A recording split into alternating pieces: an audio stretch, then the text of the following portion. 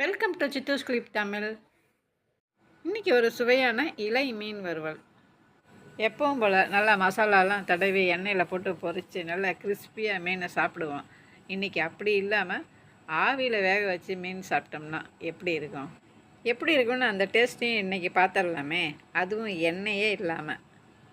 Clean பண்ண 2 அயிலை மீன் எடுத்து மசாலா போகிற அளவுக்கு நடுவில் நல்லா கீரல் போட்டு வச்சுக்கலாம். அதில் கொஞ்சம் ஒரு பிஞ்சு உப்பும் ஒரு 1/4 சிட்டிகை மஞ்சத்தூளும் போட்டு மஞ்சத்தூள் உப்பில் நல்லா 2 மீனையும் நல்லா துவைச்சி வச்சுருக்கேன்.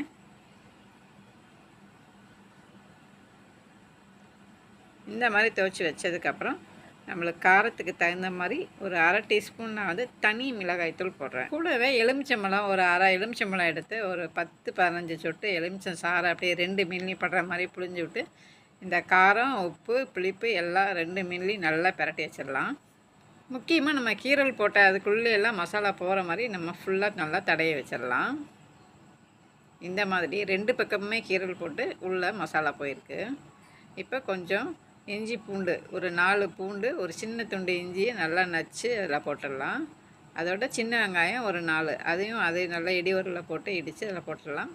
கூடவே ஒரு கொத்து கருவேப்பிலை, 2 தக்காளி குட்டி தக்காளி கட் பண்ணி போட்டுடலாம்.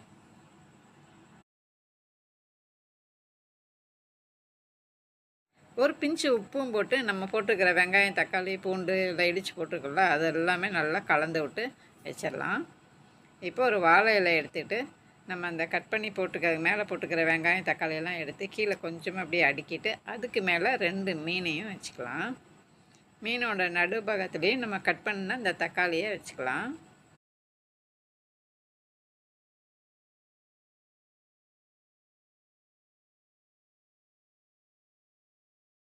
இந்த மாதிரி மீனை சுற்றியும் அந்த எல்லாத்தையும் போட்டு அடுக்கிட்டு அதுக்கப்புறம் இலையை அப்படியே மூடிடலாம். இது அப்படியே விட்டோம்னா இலை பிரிஞ்சிடும். அதனால் கருவேப்பிலை குச்சி இருந்ததுன்னா ஒரு 3 இடத்துல அப்படியே 2 மீனுக்கு நடுவில் வர மாதிரி குத்தி விட்டுடலாம். மீனில் படாமல் இந்த நடு சைடில் அப்படியே குத்தி விட்டுடலாம்.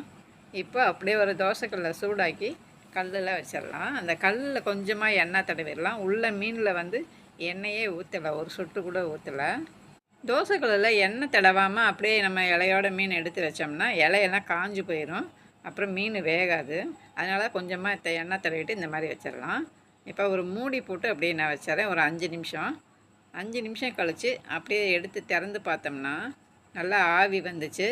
சரி ஒரு வேளை அடி சைடு வெந்திருக்கும் போல் அப்படி இன்னொரு சைடு திருப்பி போட்டுடலான்ட்டு திருப்பி போட்டுட்டேன். திருப்பி போட்டு ஒரு 5 நிமிஷம் நம்ம அதே மாதிரி மூடி போட்டு வச்சிடலாம். திருப்பி போடும்போது மீன் நகர்ந்துடாமல் அந்த இலை பிரிஞ்சிடாமல் பார்த்துக்கணும், மெதுவாக திருப்பி போடணும். இப்போ பொசிஷன் கொஞ்சம் மாற்றி வைக்கலாமே அப்படின்ட்டு இப்படி நீட்டமாக இப்படி வச்சுட்டு மூடி போட்டு மூடிட்டேன். 5 நிமிஷம் ஆகட்டும். மீன் வெந்துக்கிட்டு இருக்கும்போதே நல்ல வாசனை வந்தது. மீன் வந்து நல்லா வெந்துருச்சுன்னு நினைக்கிறேன். இந்த பக்கம் 5 நிமிஷம் அந்த பக்கம் 5 நிமிஷம் 10 நிமிஷம் தான் ஆச்சு.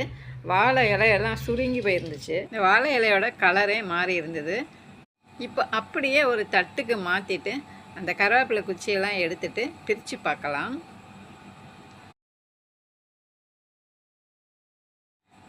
பிரித்தோடனேயுமே செம்ம வாசனை. அப்படியே மீன் நல்லா வெந்து அந்த தக்காளியெல்லாம் நல்லா வெந்திருக்கு. வெங்காயம் தக்காளி பூண்டு இஞ்சி எல்லாமே நல்லா வெந்து அந்த எசன்ஸ் எல்லாமே நல்லா இறங்கியிருக்கு. பார்க்கும்போதே தெரியுது, சூப்பராக இருந்தது பார்க்குறதுக்கே. மீனை வந்து பல வகையில் நான் வறுத்து சாப்பிட்ருக்கேன். ஆனால் இந்த மாதிரி ஆவியில் வேக வச்சு சாப்பிட்றது இதுதான் முதல் தடவை.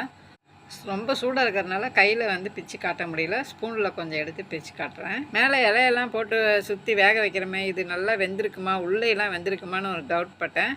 ஆனால் சூப்பராக வெந்திருந்தது, சாப்பிட்றதுக்கு அட்டகாசமாக இருந்தது. கண்டிப்பாக நீங்களும் இதை ட்ரை பண்ணி பாருங்கள். வீடியோ பிடிச்சிருந்தா ஒரு லைக்கை தட்டி விட்டு சப்ஸ்கிரைப் பண்ணி சப்போர்ட் பண்ணுங்கள். தேங்க்ஸ் ஃபார் வாட்சிங்.